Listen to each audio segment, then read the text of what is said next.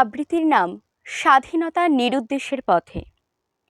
স্বাধীনতার ৭৫ পা, ধ্বংসস্তূপের হরপ্পা সভ্যতার মতো মাটির নিচে স্বাধীনতা থিতিয়ে পড়েছে আমাদের দৈনন্দিন জীবন জীবিকায়।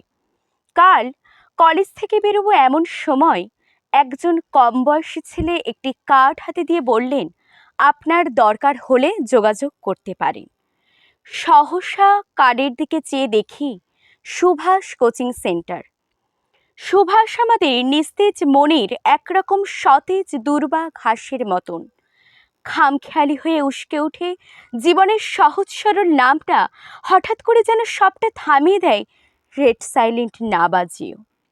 স্ক্রোল করতে করতে একমাত্র সুভাষ নামটায় আমূল থেমে যায়।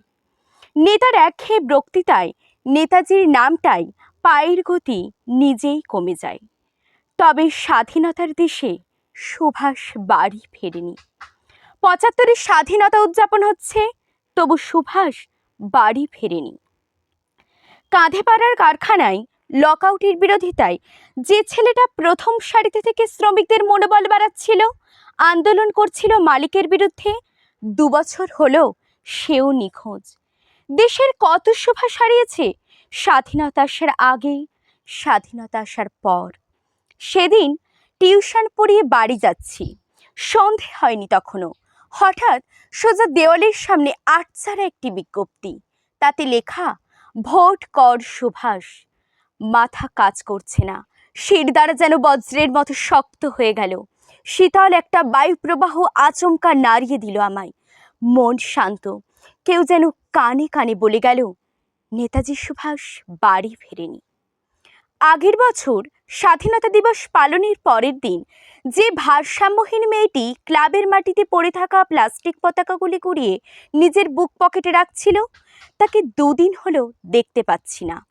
তারপর শুনলাম কেউ রাতের অন্ধকারে নির্যাতন করে বাইপাসের জঙ্গলে নিথর দেহটা ফেলে রেখেছে। খবরটা শুনে ছুটে গেলাম, আর গিয়ে দেখি বুক পকেটেও গুজে রাখা প্লাস্টিকের পতাকাগুলো বাতাসের আন্দোলনে ৭৫ বছরের স্বাধীনতার আকাশে পতাকা উত্তোলনের সূচনা করছিল নিঃশব্দে। তাই স্বাধীনতার দেশে স্বাধীনতা এসেছে, সুভাষ ফিরে আসেনি। যে দেশের যুব সমাজ নিয়ে গড়ে উঠেছিল আজাদ হিন্দ বাহিনী, সে দেশের বেকার ছেলেগুলো নেতার অফিসে বসে দালালি করে, ছাপ্পা ভোট দেয়, স্লোগান তোলে একটা কাজের আশায়। তাই তো এমন পরনির্ভরশীল দেশে সুভাষ বাড়ি ফেরেনি। এই পোড়া দেশে নেতাজি আর ফিরবে না, আর একবার কাঁধে হাত দিয়ে বলবে না, তোমরা আমায় রক্ত দাও, আমি তোমাদের স্বাধীনতা দেব। যে দেশে ফাইল কিছু টাকার বিনিময়ে ৩ থেকে চলে আসে ১-এ, অযোগ্য ছেলেটা হঠাৎ করে স্যার বিশেষণে পুরস্কৃত হয়, চায়ের দোকানে নরম ভাত কাজ করে, আর অন্যদিকে শিশুর শ্রম বিরোধী দিবস পালন হয়।